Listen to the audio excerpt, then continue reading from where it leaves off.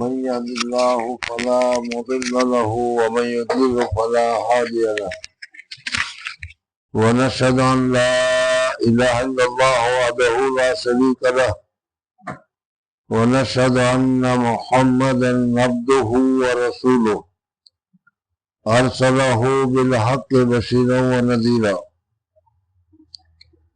من يطع الله ورسوله فقد رشد ومن يعصهما فإنه لا يضر إلا نفسه ولا يضر الله شيئا أما بعد فقد قال الله تعالى في القرآن المجيد والفرقان الحميد أعوذ بالله من الشيطان الرجيم بسم الله الرحمن الرحيم فاذكروا الله ذكرا كثيرا. بزرگوں اور دوستوں، سب سے پہلے تو میں آپ حضرات کا شکریہ ادا کرتا ہوں کہ آپ حضرات نے ذکر کی مجلس میں میرا ساتھ دے کر بہت بڑا انعام کیا. اللہ تبارک و تعالیٰ حضرات کو جزائے خیر عطا فرمائے. بزرگوں اور دوستوں، ذکر کرنے والے مرد، ذکر کی مجلس، جس جگہ پر ذکر کیا جائے وہ جگہ حدیث پاک میں سب کی بہت فضیلتیں بتائی گئی، اور ہم سب حدیثوں میں، تقریروں میں، مجمعوں میں، بزرگوں کی مجلسوں میں ذکر کی فضیلتیں بھی بہت سنتے رہتے ہیں. وہ فضیلتیں بھی ہمیں سب معلوم ہیں، لیکن اس کے باوجود سب سے زیادہ غفلت جو کی جاتی ہے وہ ہمارے لوگوں کی طرف سے ہی کی جاتی ہے. اللہ تعالیٰ نے عبادتیں فرض کی، نماز فرض کیا، روزہ فرض کیا، زکوٰۃ فرض کی، حج فرض کی، بنیادی چیزیں ہیں،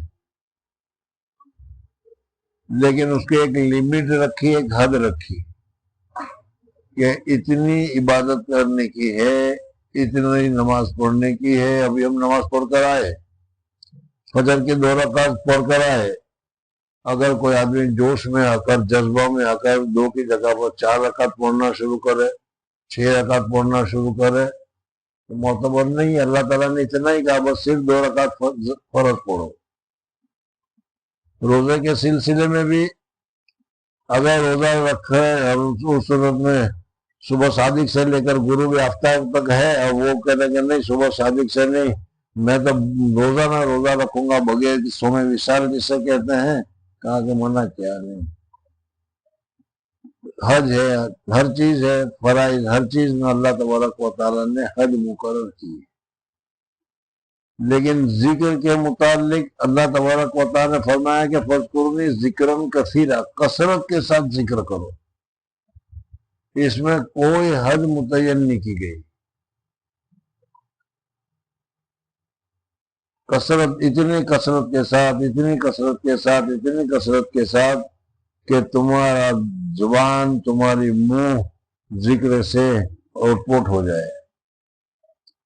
ایک حدیث میں تو یہاں تک کہا گیا کہ اتنا ذکر کرو کہ لوگ تمہیں پاگل سمجھنے لگے. جیسے پاگل آدمی ہوتا ہے وہ ایک ہی کام میں لگا ہوا ہوتا ہے، ہر وقت ذکر کرتے رہو، ذکر کرتے رہو، ذکر کرتے رہو. حضرت اکبر شیخ الحدیث صاحب نور اللہ مرکزوں نے فضائل ذکر میں بہت ساری چیزیں لکھی بھی ہے، اور اب تک تعلیم میں اس کو سنتے بھی ہیں. اس وقت ایک بات یہ بتانا چاہ رہا ہوں کہ حضور اکبر صلی اللہ علیہ وسلم کے زمانے میں، حضور اکبر صلی اللہ علیہ وسلم جب موجود تھے، حضور اکبر صلی اللہ علیہ وسلم کا وجود تھا. حضور اکبر صلی اللہ علیہ وسلم کو اللہ جل جلالہ و امن والوں نے اتنا پاور دے کر بھیجا تھا کہ جس کا بھی حضور اکبر صلی اللہ علیہ وسلم کے ساتھ ایمان کی حالت میں معائنہ ہو گیا، ایمان کی حالت میں حضور صلی اللہ علیہ وسلم سے ملاقات ہو گئی، ایمان کی حالت میں دل کی آنکھوں سے حضور اکبر صلی اللہ علیہ وسلم کے دل کو دیکھ لیا. مسئلے کے اعتبار سے آپ جانتے ہیں کہ ہم ایسے آدمی کو صحابی کہتے ہیں، اور صحابی کا اتنا اونچا درجہ ہے، اتنا اونچا درجہ ہے کہ جتنا اونچا کوئی دوسرا درجہ نہیں۔ آدمی ولایت میں قطبیت تک پہنچ جائے یا اس کے علاوہ غوث کے درجے تک پہنچے، جہاں تک چاہے پہنچ جائے۔ حضرت عمر بن عبدالعزیز رحمۃ اللہ تعالی علیہ سے کسی نے پوچھا تو کہا کہ حضرت امیر معاویہ رضی اللہ تعالیٰ عنہ کے گھوڑے کو حضور اقدس صلی اللہ علیہ وسلم کے ساتھ جہاد میں جو غبار ناک میں لگا ہے، اس غبار کے درجے پر کوئی دوسرا آدمی نہیں پہنچ سکتا۔ حضور اقدس صلی اللہ علیہ وسلم کی صحابیت، حضور اقدس صلی اللہ علیہ وسلم کی صحبت اور حضور اقدس صلی اللہ علیہ وسلم کے فیض کا براہ راست اتنا بڑا اثر ہے۔ آپ لوگوں نے سنا ہوگا حضرت اویس کرنی رضی اللہ تعالیٰ عنہ کہ حضور اقدس صلی اللہ علیہ وسلم نے حضرت عمر فاروق رضی اللہ تعالیٰ عنہ سے فرمایا کہ اویس کرنی نام ایک آدمی آئے گا، تم میری امت کے لیے اس سے مغفرت کی دعا کرانا۔ پتہ نہیں سمجھ میں آ رہا ہے؟ حضور اقدس صلی اللہ علیہ وسلم فرماتے ہیں کہ اویس قرنی نام ایک آدمی آئے گا، یہ اویس قرنی قرن میں تھے، اپنی والدہ کی وجہ سے مسلمان تو ہو گئے تھے، لیکن اپنی والدہ کی وجہ سے حضور صلی اللہ علیہ وسلم کی خدمت میں نہیں پہنچ سکے۔ حضور صلی اللہ علیہ وسلم کی خدمت میں نہ پہنچنے کی وجہ سے تابعین کے اعلیٰ درجوں میں ان کا شمار ہے، لیکن صحابہ میں شمار نہیں۔ حضور صلی اللہ علیہ وسلم حضرت عمر کو کہہ رہے ہیں کہ اگر وہ آئے تو ان سے میری امت کی مغفرت کے لیے دعا کرانا، اسے اندازہ لگاؤ کہ وہ کتنے اونچے درجے کے ہوں گے۔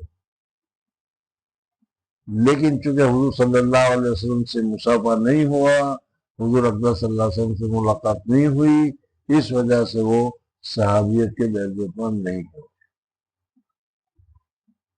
تو نبوت کے بعد سب سے اعلیٰ درجہ جو ہے وہ صحابیت کا ہے۔ تو حضور اقدس صلی اللہ علیہ وسلم سے ملاقات کرنے کے ساتھ ہی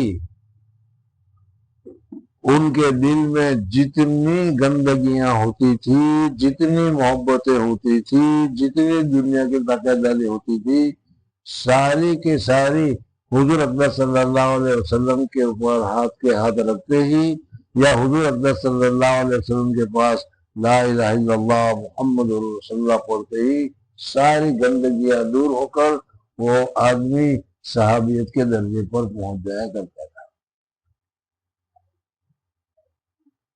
اور صحابیات کے واقعات بھی بہت کثرت کے ساتھ۔ حضرت ابو سفیان رضی اللہ تعالیٰ عنہ، ان کی بیوی کے متعلق حدیث پاک میں آتا ہے، اسلام لانے سے پہلے وہ مخالف تھی۔ حضرت ابو سفیان رضی اللہ تعالیٰ عنہ حضور اقدس صلی اللہ علیہ وسلم کے ساتھ مقابلہ کے لیے لڑتے رہے،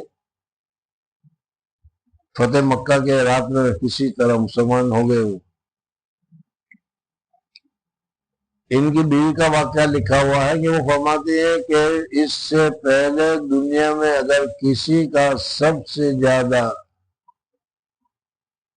چہرہ مجھے ناپسند تھا تو وہ حضور اقدس صلی اللہ علیہ وسلم کا، اور کسی کا مکان، کسی کی جگہ، کسی کا گھر اگر مجھے ناپسند تھا تو حضور صلی اللہ علیہ وسلم کا۔ لیکن اسلام لانے کے بعد کہتی ہے آج سب سے زیادہ پسندیدہ چہرہ، آج اگر کس کا چہرہ سب سے زیادہ نورانی مجھے نظر آ رہا ہے تو حضور اقدس صلی اللہ علیہ وسلم، اور اگر کسی کا گھر مجھے، کسی کی جگہ اگر مجھے پسند آ رہی ہے تو حضور اقدس صلی اللہ علیہ وسلم۔ تو ایک زمانہ وہ تھا کہ بالکل دشمن مخالف، اور جہاں اسلام لائے ایسی صفائی ہو گئی، ایسی کیا ہے نورانیت آ گئی کہ سب چیز میں ان کو نہ ہو گئی۔ اور اس کے ساتھ حضور اقدس صلی اللہ علیہ وسلم نے فرمایا خیر القرون قرنی ثم الذین یلونہم ثم الذین یلونہم ثم الذین یلونہم، بہترین زمانہ میرا زمانہ ہے، پھر اس کے بعد ایک قرن، دو قرن، تین قرن، ثم یفشل قدیز، پھر اس کے بعد جھوٹ پھیل جائے گا۔ آج اس کے بھی 1400 سال سے اوپر ہو گئے، اور اس وقت جو زمانہ آ رہا ہے وہ دجل و فریب والا زمانہ ہے۔ جتنا زیادہ آدمی جھوٹا اتنا بڑا کامیاب، جتنا زیادہ جھوٹا اتنا زیادہ ہوشیار۔ دنیا کا ماحول یہ ہو گیا ہے، دجل اور فریب جتنا زیادہ، دجال کے آنے کا زمانہ ہو رہا ہے، تو جیسے سورج کے نکلنے کا زمانہ ہو رہا ہے، تو سورج کے نکلنے سے پہلے صبح صادق ہوتی ہے، پھر صبح صادق کے بعد اسفار ہوتا ہے، اور اسفار کے بعد پھر سورج نکلتا ہے۔ تو اسی طریقے سے دجال کے نکلنے کا زمانہ آ رہا ہے، تو اس سے پہلے اب جو زمانہ آ رہا ہے اس میں ہر جگہ دجل و فریب نظر آئے گا۔ بزرگوں اور دوستوں،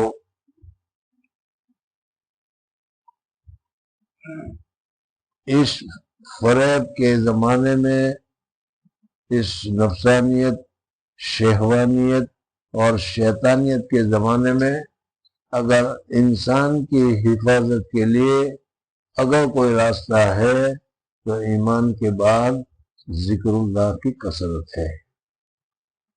حدیث پاک میں بھی حضور صلی اللہ علیہ وسلم نے فرمایا کہ شیطان انسانی قلب پر ٹیہ لگائے، نگرانی کیے بیٹھا رہتا ہے، اور ذرا اس کا دل ذرا غفلت ہوا، اللہ تعالیٰ کی یاد سے ذرا سا غفلت ہوا، فوراً وہ اپنا انجیکشن ہمارے دل میں ڈال دیتا ہے، اور انجیکشن ڈال کر وسوسہ ڈالنا شروع کر دیتا ہے، وسوسہ ڈال دیتا ہے،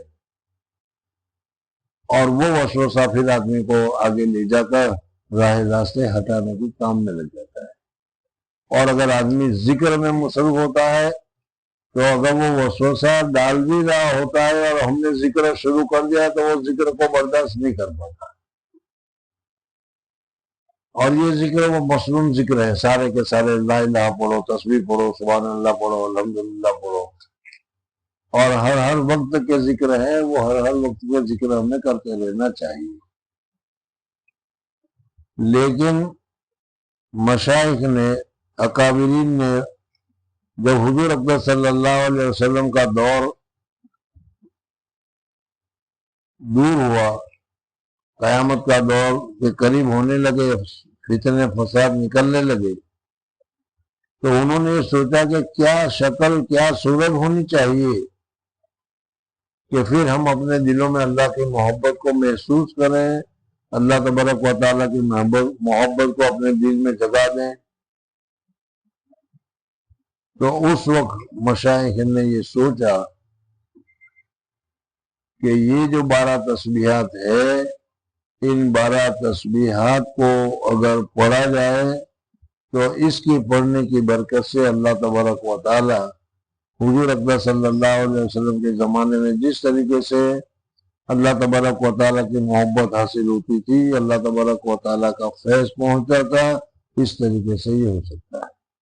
اس وجہ سے سلسلے چشتیہ والوں نے، قادریہ والوں نے، نقشبندیہ والوں نے، اور سورج دورجیہ والوں نے، شاذلیہ چشتیہ والوں نے، سب نے اس راستے کو، ہمارے سارے اکابرین نے اس کو اپنایا، اور دل میں اللہ تبارک و تعالیٰ کے محبت کو پیدا کرنے کے لیے، دل میں جو کھوٹ ہے، جو برائی ہے، جو چیز ہم نے اپنے طور پر پیدا کر لی ہے، میں نے پہلے کچھ شاید بتایا تھا کہ چھوٹا بچہ جب پیدا ہوتا ہے تو اس وقت اس کے دل میں نہ حسد، نہ بغض، نہ کینہ، نہ کپٹ، نہ شہوت، کچھ نہیں ہوتا۔ فَأَبَوَاهُ يُهَوِّدَانِهِ أَوْ يُنَصِّرَانِهِ، ماحول میں آتا ہے، اگر جھوٹا ماحول مل گیا تو جھوٹ، حسد کا ماحول مل گیا تو حسد، تکبر والا ماحول مل گیا تو تکبر آٹومیٹک دل میں پیدا ہونے شروع ہو جاتے ہیں۔ اور یہی وہ امراض ہے جو انسان کو اللہ جل جلالہ امن والے سے دور کرتا ہے۔ شیطان کا قصہ دیکھ لو کہ اللہ تبارک و تعالیٰ نے کتنا قرب عطا کر رکھا تھا، لیکن یہی حسد اور کبر اس کو کیسا گمراہ کر گیا۔ یہ ہمارے اکابرین نے یہ سوچا ہے، اور جہاں جہاں یہ ذکر ہوتا ہے یا یہ ذکر کی مجلس ہوتی ہے، وہاں سے اللہ تبارک و تعالیٰ تمام ظلمتوں کو مٹا کر نورانیت کو پیدا کرتا ہے۔ حضرت شیخ نور اللہ مرکزو نے، ہم پڑھتے تھے اس زمانے میں، حضرت مولانا مفتی شفیع صاحب کو، حضرت مولانا یوسف بنوری صاحب وغیرہ کو خطوط لکھوائے تھے کہ مدارس میں ذاکرین کی مجلسوں کا اہتمام ہونا چاہیے۔ حضرت نے لکھا کہ ہمارے زمانے میں، شیخ نے لکھا، ہمارے زمانے میں تو ہمارے دارالعلوم کے، ہمارے مدارس کے چپراسی بھی صاحب نسبت ہوا کرتے تھے، چپراسی بھی صاحب نسبت ہوا کرتے تھے، شاگرد ہوا کرتے تھے، اور آج یہ نہیں ہے۔ اور اسی وجہ سے مدرسوں میں فتنے پھیل رہے، ہر مدرسے میں کوئی نہ کوئی فتنہ، ہر مدرسے میں کوئی نہ کوئی بات، شیطانیت والی باتیں اور شیطانیت والے طریقے ہر جگہ پر ہوتے رہتے ہیں۔ اس طریقے کو نکالنے کا اگر کوئی راستہ ہے تو ذکر اللہ ہے۔ اس وجہ سے ہم لوگوں کو ذکر کی طرف زیادہ توجہ دینی چاہیے۔ ذکر کی دو صورتیں ہیں، ایک تو ذکر مسنونہ، اس کے لیے تو میں نے پہلے بھی بتایا تھا کہ حضور صلی اللہ علیہ وسلم لا الہ الا اللہ پڑھنے کو بتایا، سبحان اللہ، الحمدللہ، اللہ اکبر، لا حول ولا قوت الا باللہ، یہ جو حدیث پاک میں جو ساری فضیلتیں آئی ہے، ان کو روزانہ لاکھ مرتبہ پڑھو تو بھی کوئی پاگل ہونے والا نہیں۔ اللہ تعالیٰ کے نام میں پاگل پن ہے ہی نہیں۔ ہم لوگوں میں مشہور ہو جاتا ہے خاموخواہ کے لیے بہت زیادہ گانڈا تھے جیسے، سمجھ آ گیا؟ ذکر کرنے سے کوئی پاگل نہیں ہوتا، ذکر کرنے سے تو نورانیت بڑھتی، اور وہ نورانیت بڑھتی ہوئے تو اتنی بڑھتی ہے کہ چہرے سے بھی، دل سے بھی نورانیت محسوس ہوتی ہے۔ خیر، اس وقت تو یہ کہنا تھا کہ وہی جو تسبیحات ہے لا الہ الا اللہ کی،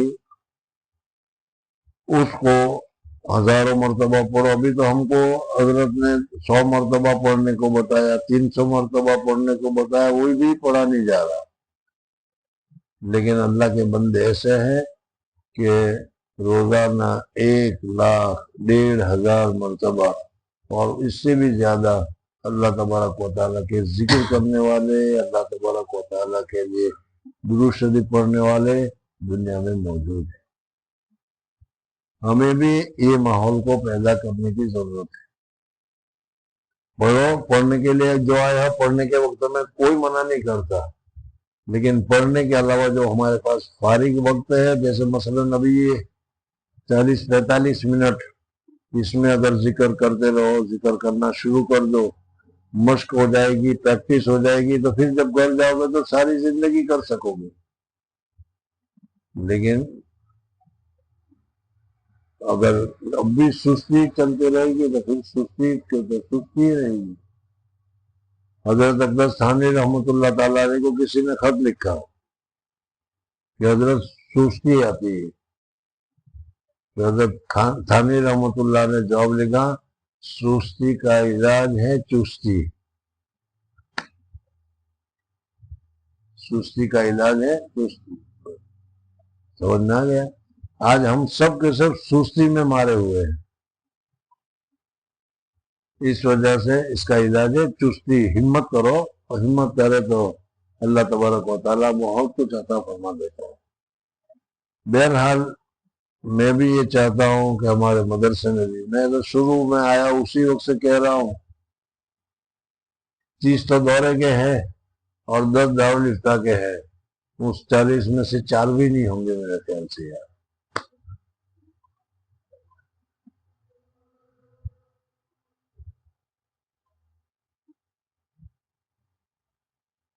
بزرگوں اور دوستوں، اللہ تعالیٰ کسی کو دے دے ہم انکار نہیں کرتے، لیکن ہم نے تو سنا ہے من جد وجد، جد و جہد کرو گے تو ہی ملے گا۔ ہاں یہ بات ہے کہ تھوڑی سی جد و جہد پر اللہ تعالیٰ بہت دے دیتا ہے، لیکن جد و جہد چاہیے۔ اس وجہ سے یہ ساری کوششیں کی جا رہی ہے، آپ لوگوں کو بھی بار بار بتایا جا رہا ہے، ذکر کے لیے کہا جاتا ہے، جمعہ کے لیے، درود شریف کے لیے کہا جاتا ہے۔ پڑھنے والے بہت کچھ حاصل کر رہے ہیں۔ اب ہمارے یہاں روزانہ درود شریف کی مجلس عشاء بعد سنا ہوتی ہے، لیکن گزشتہ کل جو اصل دن ہے شب جمعہ ہے، جس میں حضور صلی اللہ علیہ وسلم کا حکم ہے کہ شب جمعہ میں کثرت سے پڑھو، اس شب جمعہ میں اڑا دی ہے ہی نہیں۔ کتنا اچھا کام کرتے ہیں بزرگوں اور دوستوں، تھوڑی سی ہمت آپ لوگ کیجئے، تھوڑی سی ہمت ہم لوگ کریں، اللہ کرے کہ ماحول پیدا ہو جائے، ذکر کا سما پیدا ہو جائے، ذکر کی حالت پیدا ہو جائے، اور ذکر کا اثر ہمارے دلوں میں پیدا ہو جائے، تو یہ سارے فتنے، یہ ساری مصیبتیں، یہ ساری مہنگائی، یہ ساری بیماری سب ختم ہو سکتی ہے۔ تھوڑی سی محنت کرنے کی ضرورت ہے، تھوڑی سی ہمت کرنے کی ضرورت ہے۔ اللہ تبارک و تعالی مجھے اور آپ حضرات کو توفیق عطا فرمائے۔ بہرحال پھر بھی میں شکریہ ادا کرتا ہوں کہ آپ حضرات نے تکلیف اٹھائی اور یہاں پر آئے۔ اللہ تبارک و تعالی یہاں کے لوگوں کو بھی، بیچارے دیکھو یہ کہاں سے دور سے آئے، علی پور سے آئے، اور وہ رات کو کتنے بجے نکلے ہوں گے، کتنے بجے چلے ہوں گے، اور ان کے علاوہ دوسرے بھی بار سے آئے جیسے دیکھ رہے ہیں، لیکن ہمارے لوگ کے یہاں ہمارے آدمی دکھائی نہیں دے رہے ہیں، ہمیں کم دکھ رہے ہیں۔ اللہ تبارک و تعالی ہم سب کو سیدھے راستے کی توفیق عطا فرمائے۔ اللہم صلی علی سیدنا و شفیعنا و حبیبنا و سندنا و سیدنا و مولانا محمد وعلی آل سیدنا و نبینا مولانا محمد وبارک وسلم۔ اللہم لک الحمد کلہ و لک الشکر کلہ، اللہم لا احصی ثناء علیک انت کما اثنیت علی نفسک۔ اللہم لک الحمد کلہ و لک الشکر کلہ، اللہم لا احصی ثناء علیک انت کما اثنیت علی نفسک۔ ربنا آتنا فی الدنیا حسنہ وفی الآخرۃ حسنہ وقنا عذاب النار۔ ربنا هب لنا من ازواجنا وذرياتنا قرة اعين واجعلنا للمتقين اماما۔ لا الہ الا اللہ الحلیم الکریم، سبحان اللہ رب العرش العظیم، والحمد للہ رب العالمین۔ نسألک موجبات رحمتک وعزائم مغفرتک والغنیمۃ من کل بر والسلامۃ من کل اثم۔ لا تدع لنا ذنبا الا غفرته ولا هما الا فرجته ولا حاجة هي لك رضا الا قضيتها يا رب العالمين۔ اللهم حبب الينا الايمان وزينه في قلوبنا وكره الينا الكفر والفسوق والعصيان واجعلنا من الراشدين۔ اللهم ارحمني بترك المعاصي ابدا ما ابقيتني واغنني بفضلك من سواك۔ ربنا ظلمنا انفسنا وان لم تغفر لنا وترحمنا لنكونن من الخاسرين۔ لا الہ الا اللہ الحلیم الکریم، سبحان اللہ رب العرش العظیم، والحمد للہ رب العالمین۔ نسألک موجبات رحمتک وعزائم مغفرتک والغنیمۃ من کل بر والسلامۃ من کل اثم۔ لا تدع لنا ذنبا الا غفرته ولا هما الا فرجته ولا حاجة هي لك رضا الا قضيتها يا ارحم الراحمين۔ یا اللہ ہم بہت ہی گنہگار ہیں، یا اللہ ہم بہت ہی گنہگار ہیں، بہت ہی خطا کار ہیں، بہت ہی سیاہ کار ہیں۔ ساری زندگی، سارا وقت تیری نافرمانی اور تیری غفلت میں گزر رہا ہے۔ ہر آن اور ہر لمحے تو انعامات اور احسانات کی ہمارے پر بارشیں کر رہا ہے، اور ان انعامات اور احسانات کی بارشوں کے باوجود ہم تجھ سے غافل ہوتے چلے جا رہے ہیں۔ یا اللہ ہماری اس غفلت کو معاف فرما دے، یا اللہ ہماری اس غفلت کو معاف فرما دے، یا اللہ سچی تیری عشق، سچی تیری محبت، سچی تیری معرفت ہمیں عطا فرما دے۔ یا اللہ ہم بہت گنہگار ہیں، یا اللہ ہم بہت ہی خطا کار ہیں، یا اللہ ہم بہت ہی سیاہ کار ہیں، لیکن اپنے سارے خطاؤں پر ندامت کا اظہار کرتے ہیں اور تجھ سے مغفرت چاہتے ہیں۔ یا اللہ ہمیں رشد و ہدایت عطا فرما، صلاح اور فلاح عطا فرما، تقوی اور طہارت عطا فرما، ہر پریشانیوں سے حفاظت نصیب فرما، ہر بیماریوں سے حفاظت نصیب فرما، ہر پریشانیوں سے ہماری حفاظت نصیب فرما، ہمارے گھروں میں خیر اور برکت پیدا فرما، ہمارے اولادوں کو رشد و ہدایت عطا فرما، صلاح اور فلاح عطا فرما۔ یا اللہ ہر جگہ مسلمانوں کو ذلیل کیا جا رہا ہے، مسلمانوں کے حقوق کو توڑا جا رہا ہے، مسلمانوں کے حقوق کو لوٹا جا رہا ہے، اور ہم دنیا کی محبت میں ایسے مست پڑے ہیں کہ ہمیں کوئی فکر نہیں ہو رہی۔ یا اللہ دنیا کی محبت ہمارے دلوں سے نکال دے، مال کی محبت ہمارے دلوں سے نکال دے، اقتدار کی ہوس ہمارے دلوں سے نکال دے۔ یا اللہ ہمیں رشد و ہدایت عطا فرما، صلاح اور فلاح عطا فرما، تقوی اور طہارت عطا فرما، مشائخ کے سلسلہ کے فیض و برکات سے ہمیں مالا مال فرما۔ یا اللہ ہر آن اور ہر لمحے ذکر کی سعادت اور توفیق نصیب فرما، حضور اقدس صلی اللہ علیہ وسلم کی سنتوں کی اتباع نصیب فرما۔ یا اللہ حضور اقدس صلی اللہ علیہ وسلم کے طریقے پر ہم سب کو جمع ہونا آسان فرما۔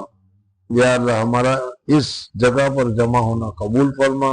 یا اللہ محض اپنے فضل و کرم سے ہمارے اس جامعہ کو، ہمارے اس شہر بلاندیر کو، ہمارے اس مقام کو، یا اللہ محض اپنے فضل و کرم سے تمام شرور، فتن، آفات، بلیات، الجھن، مصیبت، پریشانی، حوادث سے محفوظ فرما۔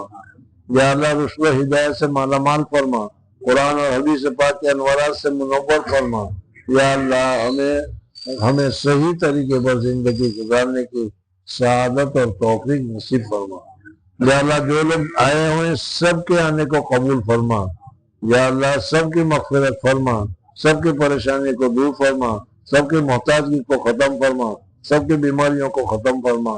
یا اللہ محض اپنے فضل و کرم سے، محض اپنے لطف و کرم سے تمام مدارس دینیہ، تمام مراکز اسلامیہ اور تمام ہمارے اکابر مشائخین کی حفاظت فرما، نفس اور شیطان کی شرارتوں سے حفاظت فرما، دشمنان اسلام کے شرور سے ان کی حفاظت فرما۔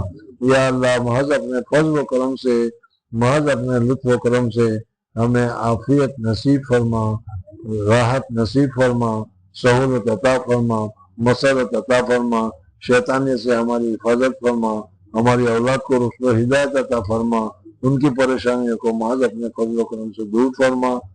یا اللہ جن لوگوں نے ہم کو دعا کے لیے کہا ہے، لکھا ہے، یا ان کا ہم پر حق ہے، یا ان کا ہم پر احسان ہے، یا وہ ہم سے دعا کے متمنی ہے، یا اللہ تو علیم اور خبیر ہے، سب کے دلوں سے تو واقف ہے۔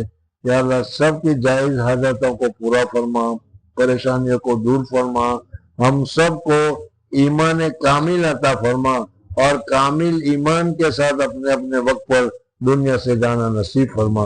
وصلی اللہ تعالی علی خیر خلقہ محمد وآلہ وصحبہ وبارک وسلم۔ سبحان ربک رب العزت عما یصفون وسلام علی المرسلین والحمد للہ رب العالمین برحمتک یا ارحم الراحمین۔